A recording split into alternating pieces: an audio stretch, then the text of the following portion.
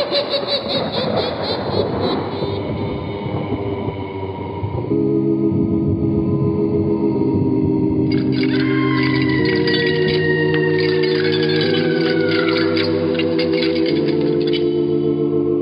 Mysterious Old Radio Listening Society podcast.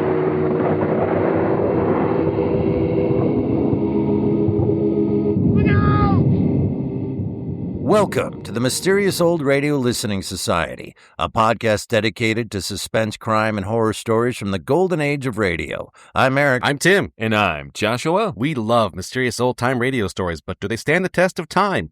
That's what we're here to find out. Today we present an episode of The New Adventures of Sherlock Holmes, recommended to us by our Patreon supporter, Mark. The New Adventures of Sherlock Holmes debuted on the NBC Blue Network in the fall of 1939, starring Basil Rathbone as Sherlock Holmes and Nigel Bruce as Dr. Watson. Listeners at the time were likely familiar with Rathbone and Bruce thanks to two films released earlier that year, The Hound of the Baskervilles and The Adventures of Sherlock Holmes. Over the next 8 years, the duo appeared as Holmes and Watson in 12 additional films and more than 200 radio plays, forever linking Rathbone and Bruce to Arthur Conan Doyle's iconic creations. The first 4 seasons of The New Adventures of Sherlock Holmes were written by actor-turned-writer Edith Meiser, creator of the original Sherlock Holmes radio series, The Adventures of Sherlock Holmes. Meiser's scripts for both series were a mix of adaptations from the established Holmes canon and her own original stories. Sadly, most of Meiser's work on the program no longer exists. In fact, most of the New Adventures of Sherlock Holmes series was believed to be lost until 1986, when a treasure trove of recordings were discovered in the possession of a San Francisco book dealer. These rediscovered recordings were from the mid-1940s and featured scripts by the writing team of Dennis Green and Anthony Boucher. When Green's previous writing partner, Leslie Charteris, creator of The Saint, left to concentrate on his novels, Green recruited Boucher, an experienced writer, editor, and critic, but a newcomer to radio. That would change quickly, though.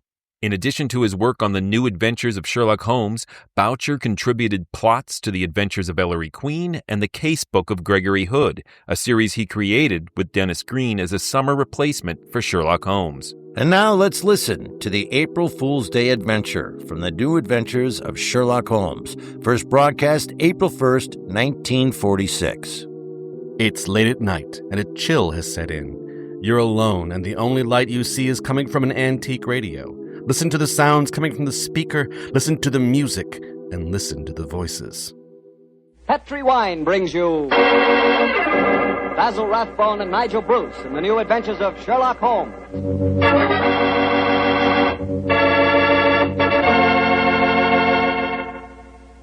The Petri family, the family that took time to bring you good wine, invite you to listen to Dr. Watson tell us another exciting adventure he shared with his old friend, that master detective, Sherlock Holmes. And right now, I'd like to just briefly mention an idea you ought to try tomorrow night, just before you sit down to dinner.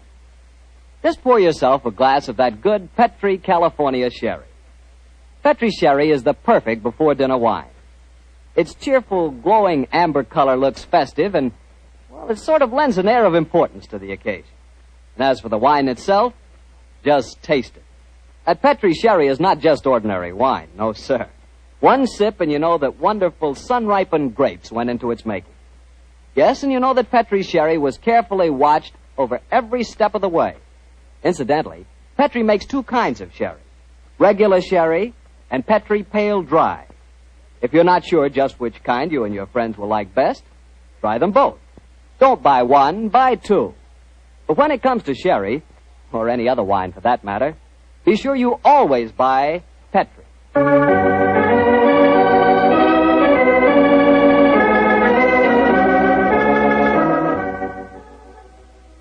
And now I'm certain our good friend Dr. Watson's waiting for us. Let's go in and join him. Come in. Ah, there you are, Mr. Bartell. Punctual to the minute, as always. Well, this is one doctor's appointment I'm eager to keep. Nice of you to say so, my boy. Draw up your usual chair and make yourself comfortable. Thanks. Well, Doctor, today's April the 1st. Did anyone try and play any jokes on you? Yes, you did, Mr. Bartell, but I'm happy to say that nobody caught me. Not as in the story that I'm going to tell you tonight, but an April Fool's Day prank certainly scored a bullseye. I see you have the dispatch box out again, Doctor. Been refreshing your memory? Yes, I have, Mr. Bartell. And when I tell you the adventure took place at 1881, I think you'll agree that after such a lapse of time, a man can hardly rely on memory alone. 1881? Say, Doctor, tonight's adventure must have been one of the really early ones. Yes, it was indeed. In fact, to be exact, it took place only a little while after Sherlock Holmes and I had first met and had taken up lodgings together. How was the great detective in those early days? It's a profound mystery to me, Mr. Bartell. To give you an example, my boy, I'd shared our Baker Street lodgings with him for over a month before I was even certain of his profession, the knowledge of which I learnt to my awe and astonishment when our first adventure together took place. Oh, that was the one you called A Study in Scarlet, wasn't it, That's Doctor? right, Mr. Bartell. What a memory you've got, Study in Scarlet. But even after that adventure, I found myself wondering at times what I had let myself in for, sharing lodgings with such a strange companion. It was in one of those moods of doubt and confusion that my story begins. Late one March evening, I found myself in the neighborhood of Piccadilly Circus. It was cold, and a steady drizzle of rain had dampened my spirits.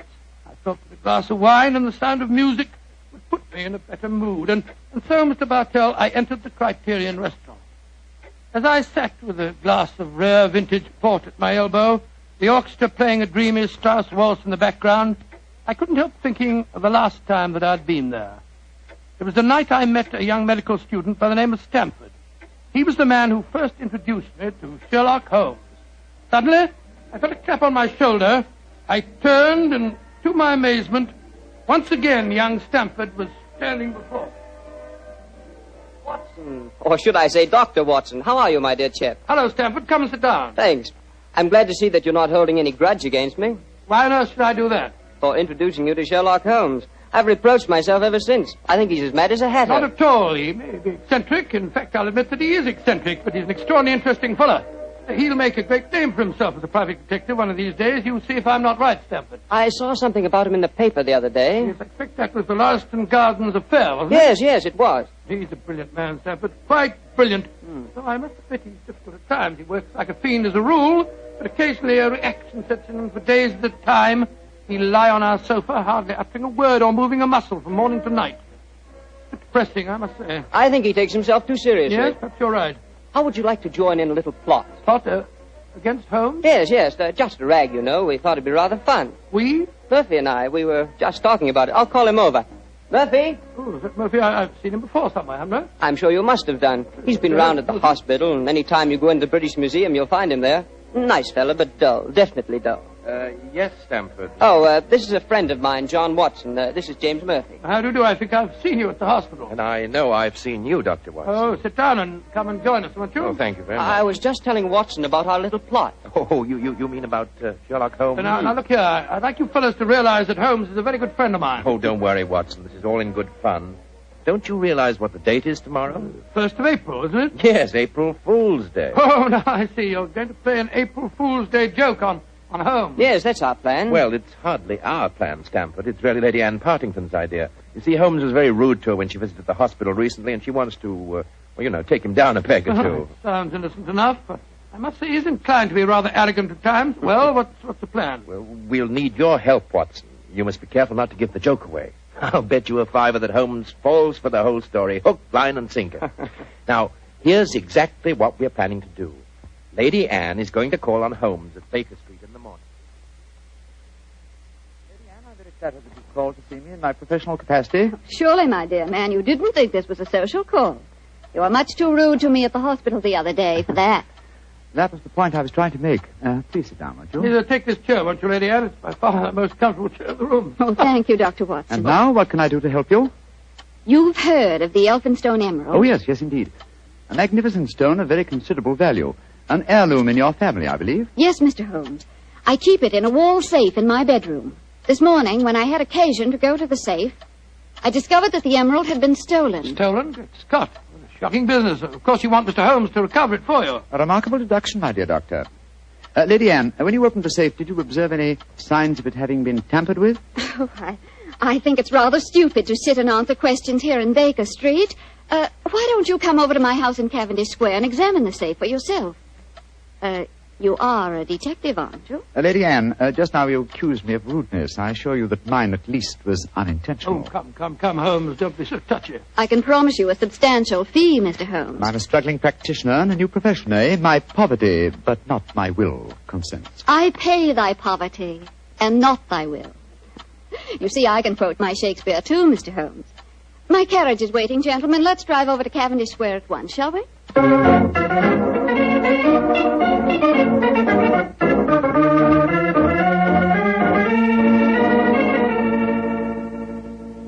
This is the wall safe, Mr. Holmes. Not too difficult a safe to crack for an expert.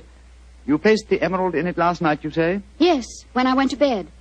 And this morning, it had gone. Well, surely, Holmes, this is a good occasion to use that magnifying glass that you're always fitting about with. Excellent occasion, my dear doctor. That's why I brought it with me. Uh-huh. That's very interesting. What is it? This safe was opened by an expert. There isn't a sign of its having been forced. Hello. What have you discovered? There's a peculiar tarnish on the steel knob. It was obviously handled by someone whose fingers are habitually stained with chemicals. Amazing, Holmes. Elementary, my dear doctor. Where does that door lead to? My boudoir. I should like to examine it if I may. Oh, but of course. Thank you, Lady Anne. Dr. Watson, this is the most beautiful April Fool's Day fraud I've ever I played. must say, Murphy was right. He has fallen for it. Hook, line, and sinker. Just the same, I'm beginning to feel guilty. I can't help feeling a bit disloyal. Oh, nonsense. It's all in fun. Are Stamford and Mr. Murphy listening? Yes, they're next door in my drawing room. I'm sure their ears are positively glued to the keyhole. Well, I do hope Holmes won't be angry with me. Shh, here he comes. Nothing of any interest in there. The windows haven't been tampered with. We may presume, therefore, that the thief did not enter by an upstairs window. Lady Anne. Yes, Mr. Holmes. This room has not been touched since you discovered your loss? Oh, no. I told the servants to leave it exactly as it was while I came to fetch you. Splendid, splendid. Deep pile carpet, eh? Couldn't be better. The thief was a tall man with a long stride. Oh, come, Holmes. I know your methods, but there aren't any footprints on this carpet that you can identify, even with your magnifying glass. My dear doctor, I've studied many crimes, and I've never seen one yet that was committed by a flying creature. As long as a criminal remains on his two legs, there must be some trifling displacement can be detected by a keen observer. I assure you that the marks on this carpet indicate that the thief was a tall man with a long stride. Traces of tobacco ash, pipe tobacco, shag tobacco that sells at 4p an ounce. Now, really, Mr. Holmes, how can you possibly identify an individual tobacco? Oh, it's a hobby of mine. In fact, I've even written a monograph on the subject. Now, one more look at the safe itself. Hello. What's this powdered dust here? What? It's rosin. Distinct trace of rosin.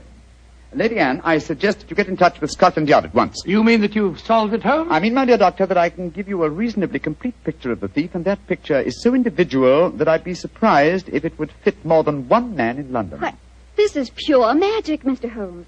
Please describe him to me. Well, he's a tall man. The width of his stride indicates that, and he's thin. Well, what enables you to tell that, Holmes? His footprints have made a remarkably light indentation on the nap of the carpet. Our thief dabbles extensively in chemicals, as indicated by the tarnishing of the knob on the safe, and the traces of rosin would suggest that he plays the violin also. He smokes shag tobacco, has a great practical knowledge of the ways of combination locks, and he's obviously in close contact with the criminal classes. How do you know that, Mr. Holmes? Well, he wouldn't steal a famous stone unless he knew how to dispose of it through some trustworthy fence. Yes, it's a very comprehensive picture, Holmes. I almost feel as if I knew the chap. Thank you, Doctor. I'm sure there's only one man in London, and it shouldn't be hard to trace him. I agree entirely, Mr. Holmes. Dr. Watson, I think the joke has gone far enough. Joke? What do you mean? You're quite right, Holmes, in saying there's only one such man in London. You've just given a perfect description of yourself. April Fool. Dr. Stamford, Mr. Murphy, you can come in now. April Fool, Holmes. April Fool. April Fool.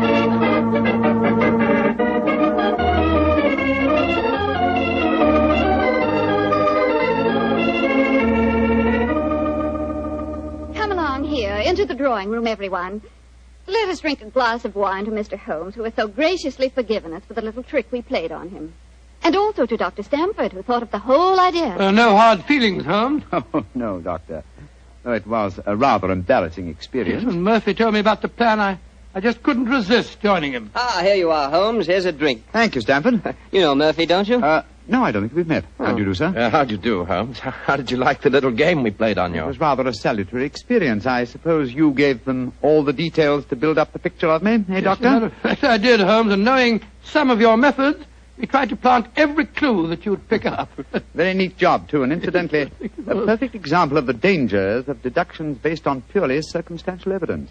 I shall profit from this little lesson. I must say it was worth a fortune in emeralds to see your face, Holmes, when you realized what you'd done. Well, the joke's over now. By the way, where is Lady Anne? I believe she said she was going to fetch the Elphinstone emerald. She thought you might be interested in seeing it. She probably feels the sight of it will salve my wounded vanity.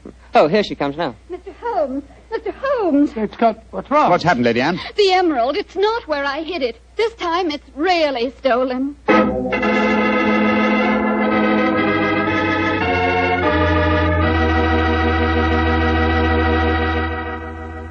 Dr. Watson's story will continue in just a few seconds, so I've just time to remind you that there are many, many different types of wine. But if you want one wine that's fine for almost any occasion, then you want Petri California Sherry. Petri Sherry is fine before dinner, of course. But Petri Sherry is good after dinner, too. And it's the perfect wine for cocktail time or any time friends drop in. Everybody will love the real heart-of-the-grape flavor you get in every sip of Petri Sherry. And you can serve Petri Sherry proudly, because those letters P-E-T-R-I spell the proudest name in the history of American wine. Petri wine. Well, Dr. Watson, your April Fool Day plot kind of backfired on you, didn't it? Yes, Mr. Bartell, it was a perfect example of the biter bit. Well, what happened next? I suppose Sherlock Holmes went into action once again. That's fair, Mr. Bartell, and it gladdened my heart to see the change in the Fuller. I confess I'd felt rather ashamed of my part in the prank, for I could see that Holmes's pride had been hurt. But now, with a definite crime before him, the difference was amazing. He suddenly became a dynamo, galvanized into action as he stood there, firing questions at the other members. Lady Anne, who beside yourself knew of this fresh hiding place? Both Murphy and I did. Yes. After we'd left our deliberate clues on the safe, we went with Lady Anne and saw her secrete the emerald in the top drawer of her dressing table. We thought it would be all right there. After all, as soon as the joke was over, I was going to put it back in the safe. Now, I think our wisest plan before we question the servants would be for each one of you who were in this April Fool's Day prank to submit to being searched. Holmes, surely you don't suggest that any one of us took the emerald? No, Stamford, I don't. But if any one of you four are not guilty, this will be a splendid way of proving your innocence. I say, steady, Holmes. You're not suggesting that Lady Anne stole her own emeralds, are you? Are you, Mr. Holmes? I'm suggesting nothing, but I may point out that the recent vogue for the insurance companies has provided another interesting motive for these so-called thefts. I resent your insinuation. It's outrageous. Lady Anne, if I'm to recover your emerald, I must at least consider every possibility. A search is the most immediate practical action, and perhaps you'll retire into the next room while I persuade these gentlemen to submit to being searched. Very well, but I think you're in danger of making a fool of yourself once again. Wait, don't go, Lady Anne. A search won't be necessary. What do you mean, Murphy? I must throw myself on your mercy, Lady Anne.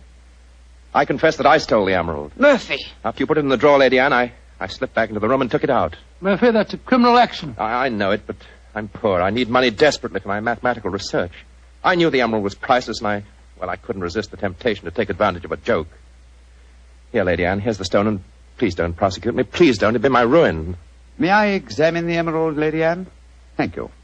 Well, Mr. Murphy, I won't pretend that I'm not deeply shocked. I must ask you to leave my house. But you won't prosecute me, will you? It was a moment's temptation. No, I won't prosecute you. Holmes, what are you doing with the emerald? Well, knowing something of the deceptive ways of thieves, I came on this case fully prepared to test the emerald when I found it. Now, a drop of this acid from this vial, so... Mr. Holmes, what are you doing? You'll injure the stone. No, not if it's a true emerald. Uh-huh, look at that. Good Lord, the acid's eating to the stone as if it was sugar. Then that means... It means, Lady Anne, that Mr. Murphy has just imperiled his honor and his freedom to steal a singularly beautiful fake.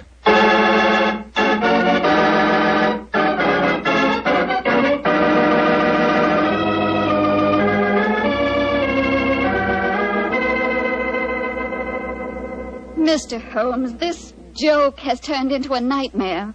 Is there no way of recovering my emeralds? I hope so, Lady Anne. I've been taking steps in their logical order. The servants have all been questioned. We've searched Mr. Stamford and Mr. Murphy. Yes, most humiliating experience. Made me feel like a criminal. Well, personally, I was only too thankful to submit to a search this time. I knew I had nothing to worry about. And you yourself, Lady Anne, you consented to being searched by the police matron that Holmes sent for? Only because he threatened to send for the police if I didn't.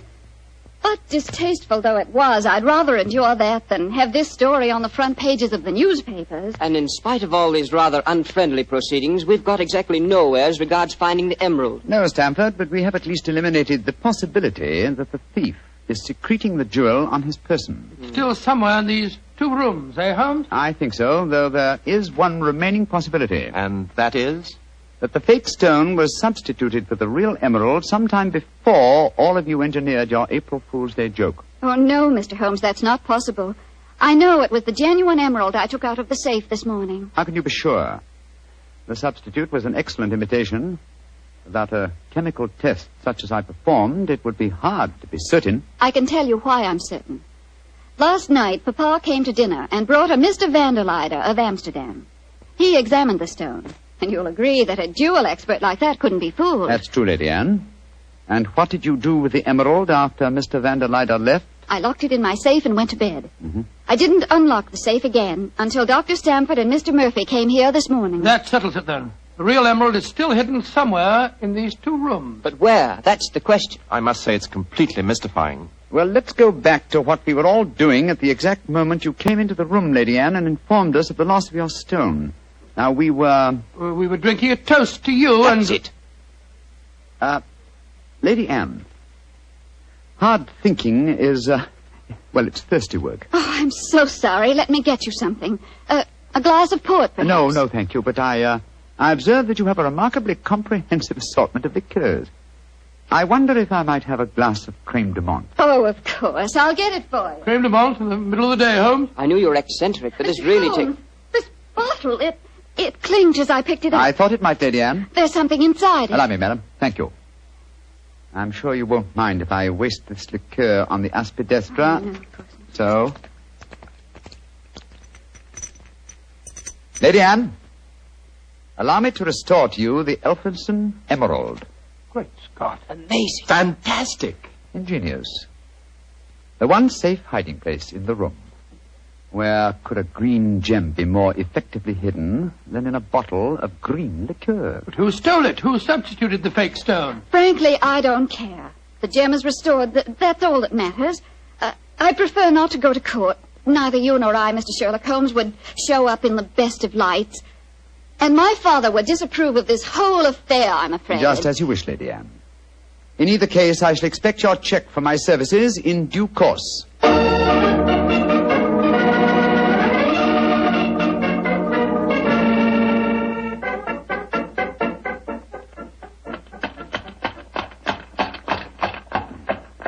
Well, here we are at the Criterion again, Stamford. Won't you come in and join us for lunch? Thanks, Watson, but I'll keep the cab and go on. I actually have a patient this afternoon. A rare and delightful experience for a young doctor, as you probably know. As rare and delightful as a client is for a young detective, eh, Stanford? I quite understand, and I'm correspondingly grateful to you for your profitable hopes. I'm glad it was profitable for you. Personally, I feel pretty stupid about the whole thing. Well, goodbye. Goodbye, old fellow. Goodbye. 39 Onslow Square, cabby. You're remarkably quiet, Murphy. Well, I'm afraid my conscience won't let me do much talking, Doctor. I'm heartily ashamed of myself. Well, thanks for the lift. I'll leave you chaps. Oh, nonsense. You'll join us for lunch, Murphy. But, No buts about it. I insist. Come on. Well, it's awfully nice of you. Oh, come, Murphy. Any one of us can make a foolish mistake. It's just lucky that you didn't have to pay for yours.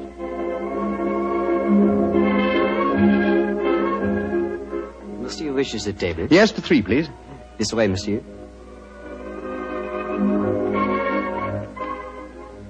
Does this table please you? Excellent, thank you. George, I'm as hungry as a hunter. How about you, Murphy? No, I'm afraid I have very little appetite. This whole case has upset me dreadfully. You mustn't take it so much to heart, Murphy. By the way, Doctor, I'd like to have your opinion on the case. Who do you think staged the theft of the emerald today? Perfectly obvious to me. Lady Anne Partington did it herself to collect insurance money. If she hadn't, she'd have insisted on your finding the thief. But you needn't worry, old chap. You get your fee all right, I'm sure of that. Oh, I'm not worrying about the fee. But I assure you, Lady Anne did not engineer that fraud today. You mean that it was Stamford? Tell him who was responsible, my dear Murphy. But how should I know? Oh, Holmes? come now, Murphy. Let's not fence any longer. You did an excellent job, a superlative job. I was almost sorry to spoil it for you. I don't think I understand you, Holmes. Oh, yes, you do, Murphy. You're a splendid actor, too.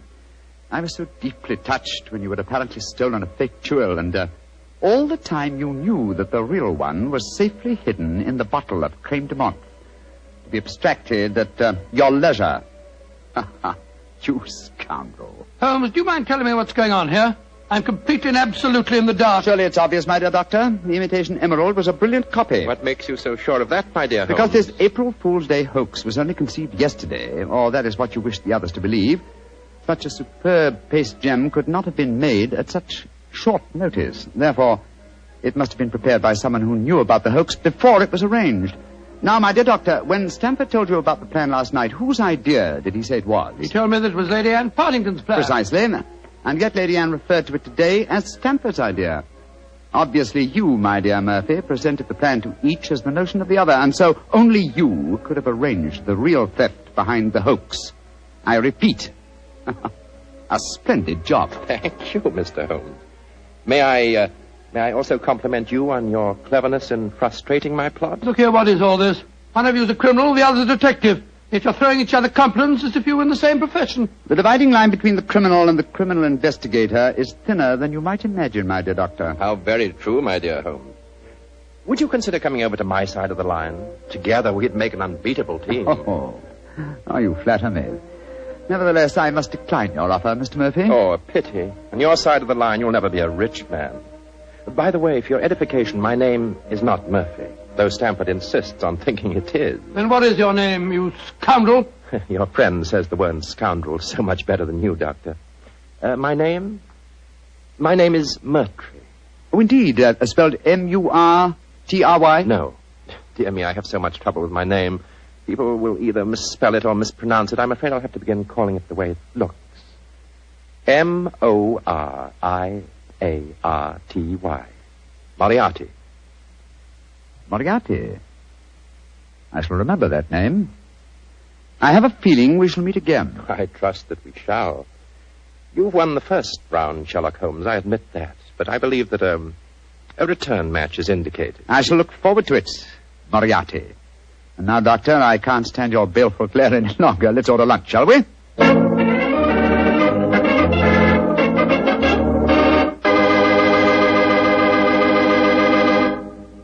Doctor, that was a pretty hectic April Fool's Day. Yes, it was. I never want to see another one exactly like it. I don't blame you.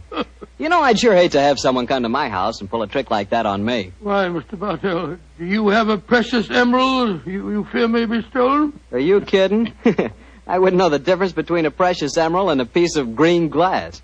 But when it comes to rubies, now that's something else. Oh, you would know a ruby when you saw it? Sure, because a ruby has exactly the same color as a glass of Petri California port held up to the light. Mr. Bartell, you can find more excuses for talking about Petri wine than any man in the entire world. Believe me. Excuses, Doctor?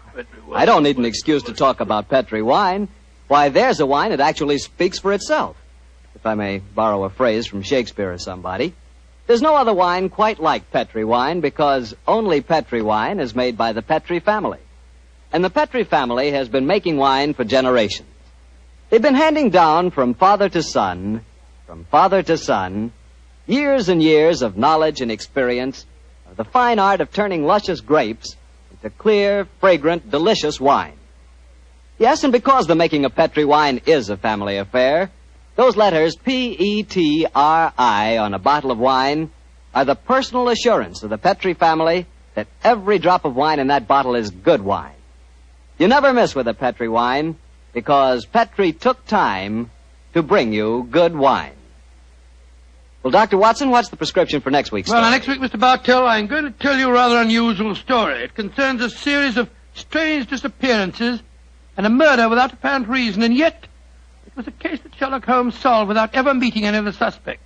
I call it the singular affair of the disappearing scientist. Well, I'm sure we'll all want to hear that one, Doctor. Oh, I'm sure. Well, before you go, Mr. Bartell, I want to urge our friends to do all they can to save on the use of all wheat and rice products, and also fats and oils. There are millions of families literally starving to death in Europe and Asia. We're not being asked to give them our food. We're just being asked to take it easy on certain foods so that there will be some left for them to buy. I know there isn't one person listening to me tonight who would knowingly let anyone starve. And remember, unless you do help, thousands of little children will starve. So please, let's share a meal and save a life. Tonight's Sherlock Holmes adventure was written by Dennis Green and Anthony Boucher and was suggested by an incident in Sir Arthur Conan Doyle's story, A Study in Scarlet.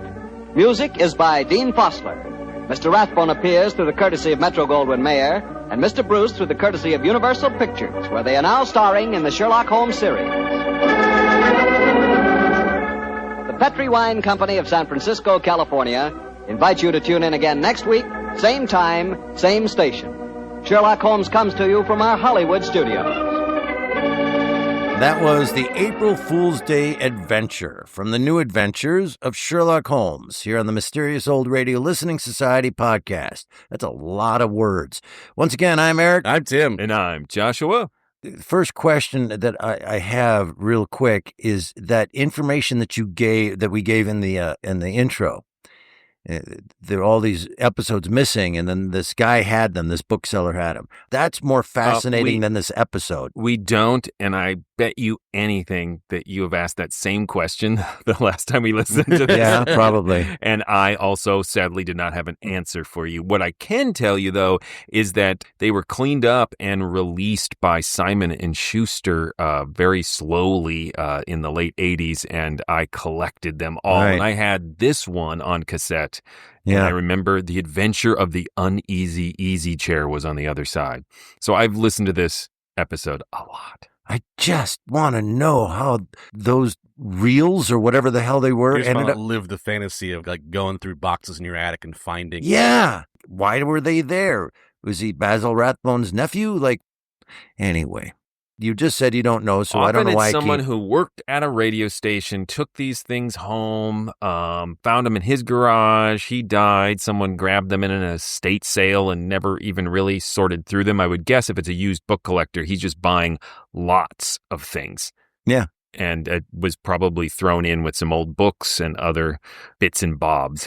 And then why is it this show? Why isn't it I Love a Mystery? Why can't we find a box full of that show? I'm just throwing that out there to the heavens. Here's my first take. Being our resident Sherlock Holmes expert / huge fan and knows I'm more an than us. enjoyer of Sherlock Holmes. I'm you know not more an than It's expert. that thing where when you know you're a fan, when you are a fan, then you know like all the real fans that like I can't. Right. I know by normal human standards, I'm intensely a fan, but by intense fan standards, I am nowhere near. Right. Tim nailed it. That is me. So the thing that struck me about this episode was when they come back after it's done to Mr. Petri Wine Pusher guy. Harry Bartell. Yeah. And he's talking to Nigel Bruce, who is pretending to be Dr. Watson. Dr. Watson. Anyway, they come back to him. Are you explaining acting Yes. to us? Yes. I don't come out as an intense fan, but I know who Dr. Watson is. So they come back to him. It's just been revealed that was Moriarty. Mm-hmm. And nobody mentioned it. Wow, what an April Fool's Day joke. Huh? Like, there's no mention of it being Moriarty, which is really the crux of this story, the twist, the fun part. But when they come back to the guy who goes over to his house every day and pushes Petri wine and makes him tell a story, which is also an odd thing. Like, oh, God, are you here again? Anyway, he doesn't even say, whoa, that was the first time you guys met Moriarty. Cool. Nope. He just said, wow, what an April Fool's Day thing. That was, why are they not referring to that at the end of it? No. I love you, Eric. You have the strangest critique sometimes. It didn't strike me that the guy who's there to sell wine would want to talk about anything else other than wine. And that's kind of the shtick, is that he finds the quickest way possible Yes. to segue. Still, Moriare, you pronounce it Moriarty. Oh, Moriarty. They come back. No, wow, that would be the first reaction. Wow, that was Moriarty. Cool story. Nigel Bruce? Nope. That's assuming he paid any attention Right. to any Dr. Watson story. I know it's 1940 whatever, but he's probably on his phone the whole time. Somebody wrote a script for him, and that person made the mistake of not having some kind of acknowledgement of what we just heard. I was like, what? So I'm alone. I can tell. I'm alone on that. It does invite some interpretation as to why no one's. I mean, it's supposed to be for the audience, like, super significant. This is the first encounter, and no one in the actual story itself, or no, they wouldn't know. Like, I bet you're going to be my arch nemesis, Right. But Watson nor Petri wine guy Bartell. Yeah, they don't say anything about it. Huge You're moment. right. This is a terrible episode. No, it's just the thing. Why that didn't bugged the me. sponsor break down a play-by-play of what we've just heard? I'm not saying that. Just a quick glance. Just a quick mention. Somebody go, huh? Huh, yes. If someone would have just went, Moriarty, moving on, I would have taken it. It was weird not to mention that that's what it was. Now, my next question is, because obviously no one cares. It's Sherlock about that. Holmes. Yeah. Being the only one in the room that might be able to answer this, in the books, is that how they met Moriarty? No, this is this made up? expanded storytelling. I mean, Okay. technically, all of it's made up. Shut up. Huh. Yeah. Yes. But it is not part of Sir Arthur Canon. Conan Doyle's official stories. Thank He you. appeared in The Final Problem, Moriarty, and was mentioned in The Empty House, which is the next one, and I think the last novel he plays an indirect role in, Valley of the Dolls. You know that great Sherlock Holmes novel? See, I'm losing my cred rapidly. So it's not The Valley of Fear. Valley of Fear. So it's not part of the And Doll. canon of what Doyle wrote. But So- it was open ground for adaptation because it was not established. This is how they first met. Yeah.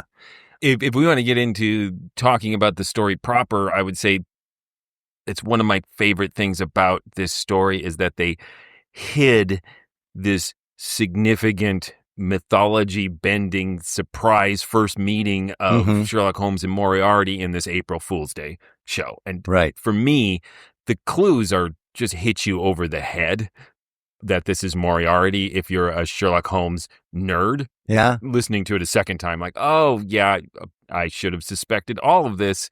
But because I'm thinking, oh, this is just a silly Yeah. April Fool's episode. So I love how it's actually April Fool's. This is Moriarty and Sherlock Holmes. Right. First meeting, you stupid nerds. Gotcha. So many I meant layers. to look into if it is accurate to say that the spelling Moriarty would be pronounced as Murty.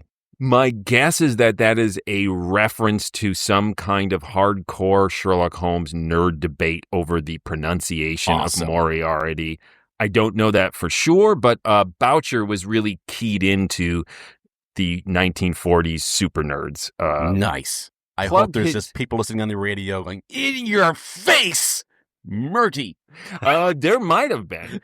I've plugged on this podcast before, but Boucher wrote a great satirical mystery novel called The Baker Street Irregulars, and the plot seems like it was written today. It is about a Hollywood studio making a very unfaithful adaptation of Sherlock Holmes and the fan outrage, and it leads to murder.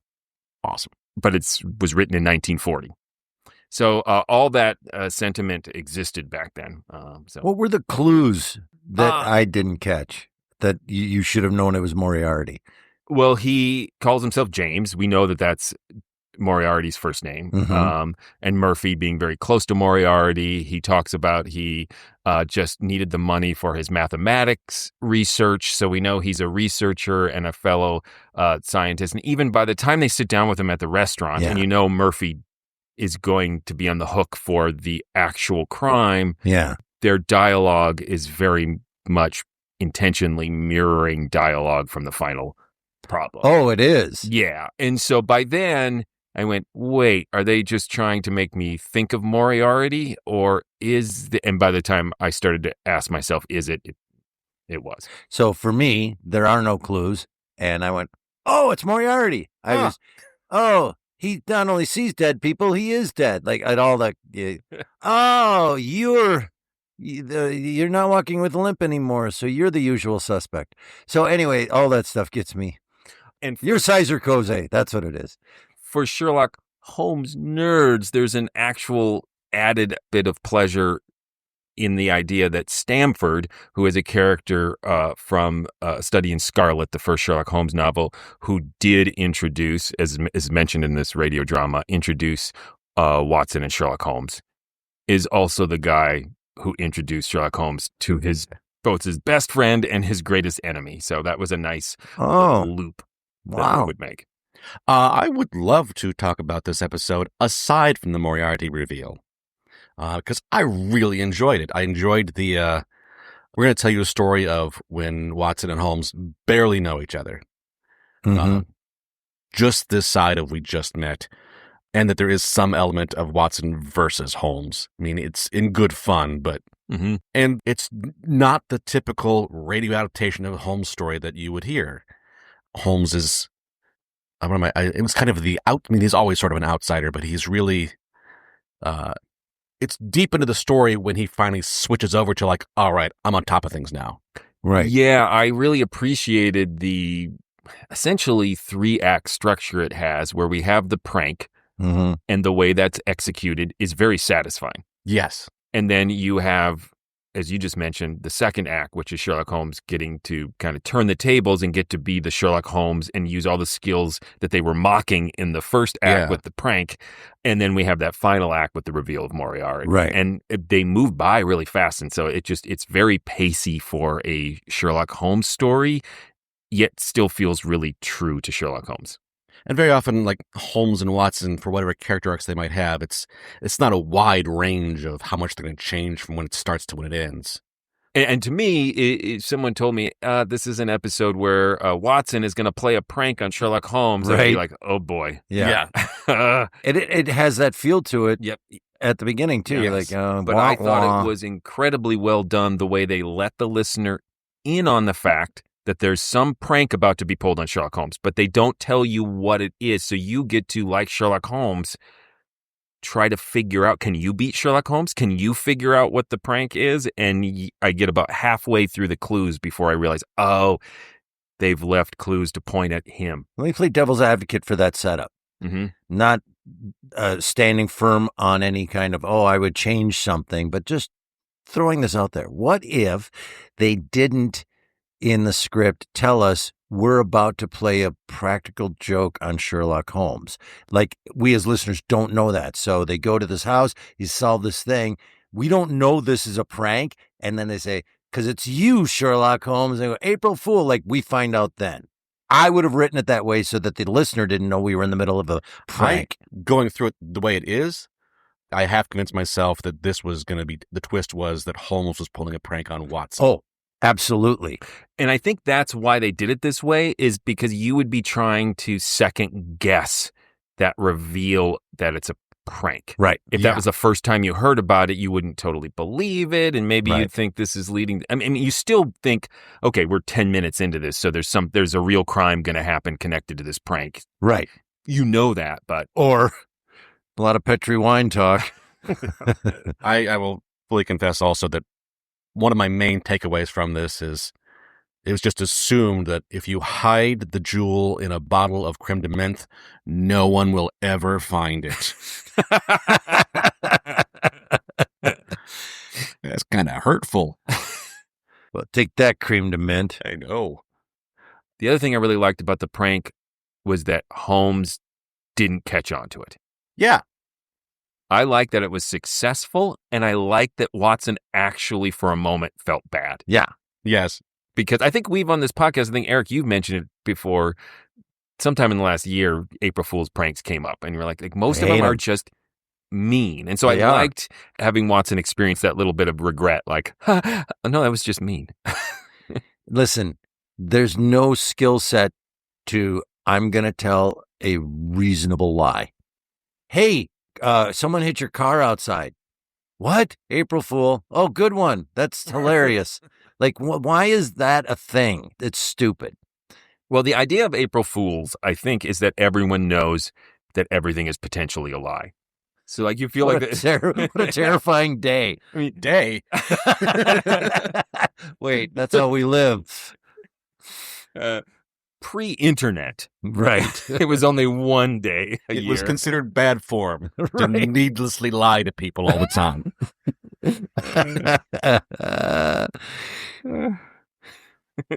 So I was with Tim, though, too, that I was kind of maybe even holding out hope that Holmes had figured out they were playing a prank on him and it was going along with it so he could turn the tables on them. That's where I thought this was going to go. Yeah, it's fun in the actual, the prank is happening, Holmes is going through it, and to be in one of those, a story where I have no idea how it's all going to shake out. Right. So which clue gave it away to you that the clues were set to point to Sherlock Holmes? None of them.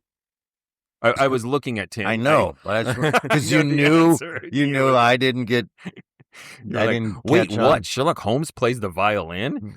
What a sissy! I heard it, but I didn't put it together that they were doing. I don't know. There was no point at which, until it was actually said that I knew. All right, I know for sure what's happening. When it was the tobacco, and like I happened to write a epigraph, whatever he wrote about it. I wrote an opera about. No, he didn't, but a tobacco that it was a little boastful. Mm-hmm. That, yeah, it had a little whiff of hubris to it. And you're like, yep, you're going to... That's the petard you have hoisted yourself on. I love Jean-Luc Petard. That guy can hoist. All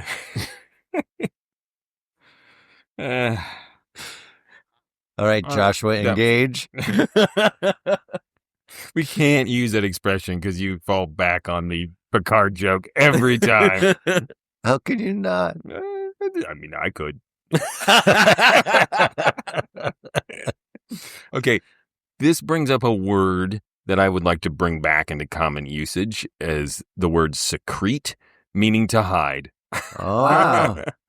Instead of just like things coming out of your body. Yeah, I secreted the jewel upon his person. Right. I'm going to secrete the Easter eggs, kids. Don't, Dad. We don't want to see that. Well, if we're doing that, I also want to bring back the word turd. It just doesn't get used enough, but that's mine. Mine was actually related to the episode. No, mine's not. Listening to. I'm just throwing that out there. I like that word.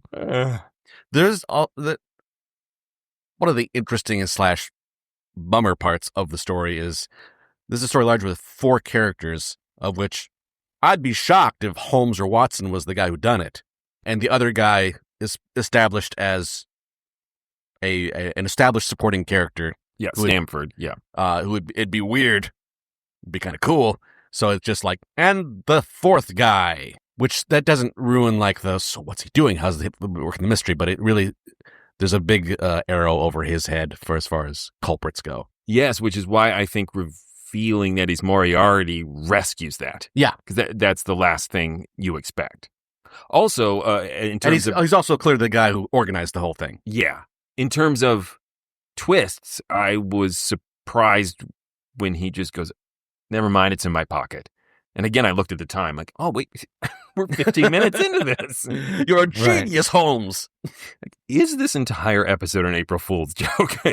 Because it kept defying expectations in that way, which I thought was really nice. And he has his sob story about his mathematical research. How expensive is mathematical research? It's so... Do you know all the complicated equipment you need? It was before they invented paper. Abacus made of gold. You need both books. The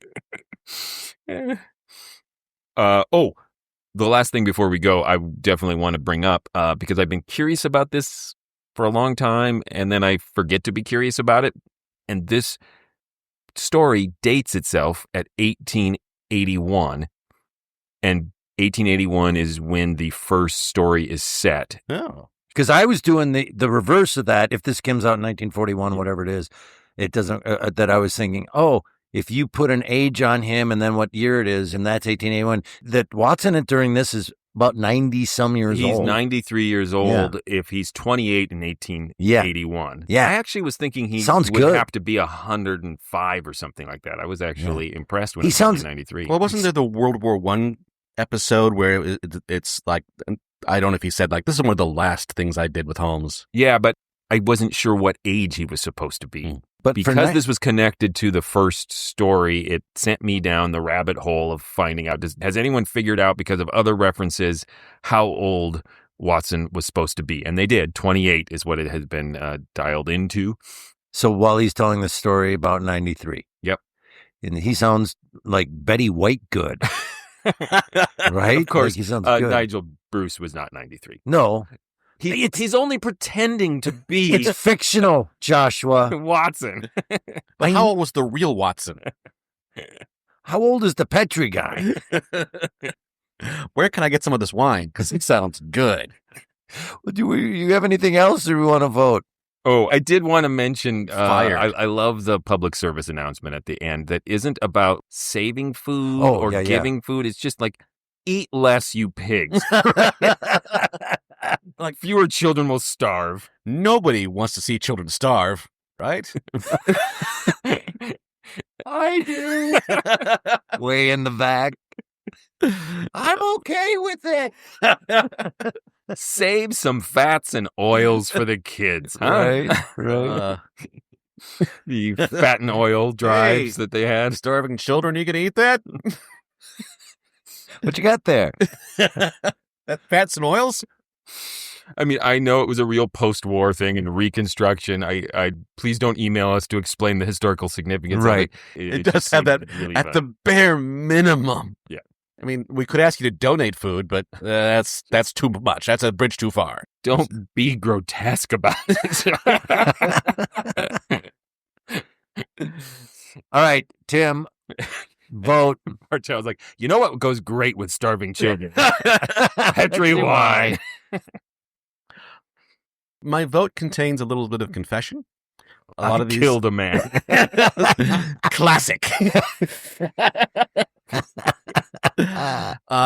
Many of these Sherlock Holmes, the various different Sherlock Holmes adaptations, have a sort of, this is an enjoyable adaptation of a thing that I like and enjoy, but I don't necessarily get excited about these adaptations. Right. This is pleasant. But this one I really liked. There's some twists I did not see coming. It's seemingly innocuous setup. It was a great bait and switch. It did its job really well. I mean, the only sort of complaint is the clever idea of, well, let's look in a green bottle. That's not the usual brilliant Sherlock Holmesian kind of move, but that's a small little complaint. The overall plot and story and the Murphy, Moriarty, it all worked really well, and I liked it. Stands the test of time. I am a huge fan of the New Adventures of Sherlock Holmes, mainly because I love Nigel Bruce and Basil Rathbone very much. I love the movies. I love them. I like their unseen, unspoken rapport with each other. I think they play off each other really well. I just like those two actors a lot. That being said, and admitting that, it allows me to forgive the New Adventures of Sherlock Holmes many times because I just like hearing their voices. Like, I will fall asleep to it. I don't care what's going on. I like what you guys are doing. So I've listened to a lot of these. So I will say this isn't one of the better ones. There's a lot of them that I love a lot more than this. But it's not terrible. It's not bad. Like, oh my God, what's happening? It stands the test of time for sure. But it's not in like the upper echelon of these episodes. There's some that are really good, and there's some in this series that are out and out terrible. But I love Basil and Nigel, so We are politely diametrically opposed. yeah, I like this. I like those two doing anything. I found this to be a joy from start to finish. for all the reasons I already mentioned, for many of the reasons that Tim just mentioned, although I do like the emerald in the bottle. It makes for a great sound effect. It feels to me a little like Scandal in Bohemia, where you have to hide something in plain sight, or in green sight, I guess. And of course, it stands the test. Quick, hide it in the vermouth. No one will ever find it. I think it stands the test of time. We don't even have to talk about it. Sherlock Holmes. I mean, he has to be one of fiction's most evergreen, speaking of green again, characters, right? Like, he always stands the test of time. People just continue to want more and more Sherlock Holmes. Yeah, I can't remember which characters are. It's like Superman, Sherlock Holmes, and maybe one other is Mickey Mouse, I think, are recognized around the world. Yeah. Stands the test of time. But to me, it's a classic in this series because I think it demonstrates what strengths Green and Boucher bring to these scripts. And that is, they're able to blend the Rathbone and Bruce characters from the movies with something that is a little closer and sometimes much closer to Arthur Conan Doyle's original stories, but still create something fresh and new. And I think it shows that how in respectful or loving hands you can expand or even retcon this canon and still have it feel right. That's hard to do. Yeah. Yeah. Tim, tell him stuff. Please go visit ghoulishdelights.com. That's the home of this podcast. Sure, you can listen to this podcast anywhere you listen to podcasts, but if you go to ghoulishdelights.com, you can vote in polls. You can leave comments. Let us know what you think about these. Of course, you can leave comments wherever you listen to podcasts, but you can't vote in the polls. That's special. And you can also find links to our merchandise store if you want to get like a T-shirt or a tote bag or a coffee mug. You can do that. And you'll find a link to our Patreon page. Yes, go to patreon.com/themorals and support this podcast. You can be like Mark, who is a patron, and one of the perks of becoming a Patreon supporter at a certain level is that we will listen to your recommendations. So be like Mark. And thank you, Mark. Mark has given us a lot of recommendations, and that's smart because some we've really liked, some we've hated. So he has the right tactic. He gives us like 4 of them. So he knows he's going to get a wide range of opinions out of us. But go to patreon.com/themorals and support us today. The Mysterious Old Radio Listening Society Theater Company does live, on-stage recreations of classic old-time radio drama and a lot of our own original work. You can find out where we're performing and when we're performing and how to get tickets by going to ghoulishdelights.com. We are pretty much performing somewhere every month, if not more than that. We'd love to see you if you can make it, but if you can't, if you're a Patreon, we record them, the audio, and we post those for our Patreon members. So another reason to become a Patreon. What's coming up next?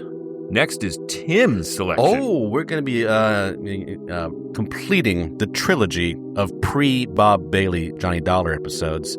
Going to be listening to an episode of yours truly, Johnny Dollar, featuring John Lund. And that episode is The Chicago Fraud Affair. Until then. Look out! So it's Superman, Mickey Mouse, Sherlock Holmes. Sherlock I think Holmes. those are the 3. Black Lightning. Yeah. Is that one of them? Yep. Yep. It's a callback to a conversation we had before we started recording. All our Black Lightning conversations. Cthulhu. Recognized. Pronounced around the world.